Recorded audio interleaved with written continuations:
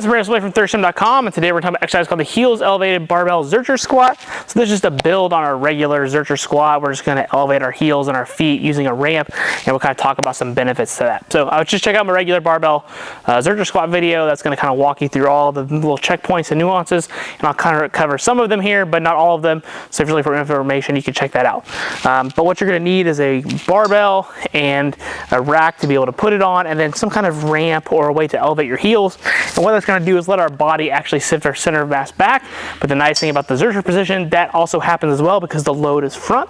So this is going to really help us open up our entire backside, let us be able to work on some quality depth and improve movement capabilities, but at the same time also loading that pattern. So there's a lot of benefits here outside of just being brutally strong. It's going to help improve movement options, which can be huge if you got really tight athletes or really tight powerlifters. We can kind of get a 2-for-1 in one exercise. So what I'm going to do here is I'm just going to unrack the bar. When I get back here, I'm going to put majority of my feet on the slant board or on the ramp. You could certainly make a case for having just part of your heels on here, but by having them on here, we can have our knees drift forward a little bit more, and we can be a little more squatty and sit straight down versus actually having to try to push our butt back to find that position. So here I'm going to unrack, come down to here. I want my feet a little wider than hip width just so I got some room for my elbows to go as I squat down.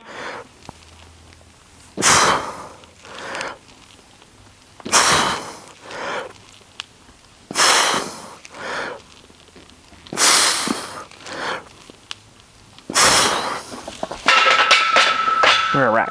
So as you can see, when I go down there in the bottom, my knees are coming really far forward compared to like a normal squat, but I'm able, because of the weight being here, my heels being elevated, but it's okay for my knees to come forward so long as my feet stay good and flat. I'm in a good squat position, so I'm good and tall. I'm not kicked out like this. I can't even really do it because I have the mobility. And then by being here, everything is neutral on the backside too. So I'm in a good position here. I could theoretically sit here all day. If my quads could take it, that is. And I would be completely fine. Okay, there's nothing wrong with being here. And the position of the Zercher lets us be able to do that. Okay, so I really like this for really tight athletes and combat athletes in particular. I don't really give this to a whole lot of strength sport athletes. I do think they can improve their movement perspective, but honestly, goblet squats with a heel elevation goes a long way for them.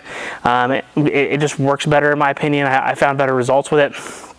Where if I'm working with a combat sport athlete, I want them used to holding different objects out in front of them, being in a more athletic-based position, so I can set them up for success closer towards their sport, even though it's all general anyways. But at the end of the day, I found this has worked well for some of those tight athletes. They just need to get in better positions. So, but still, it's a general strength-based exercise. So 1 to 6 repetitions is kind of the sweet spot. 2 to 5 reps, depending upon where you're at with your training program, and really that kind of is a sweet spot of what you're going to be good. So if you're doing 2 to 5 sets of 1 to 6 reps, you're going to be checking the boxes that you need to develop general strength, improve some movement perspective, but improve that improve that movement through load, which will make it stick more long term. So if you got any questions, let me know in the comment section below. Thanks. Have a great day.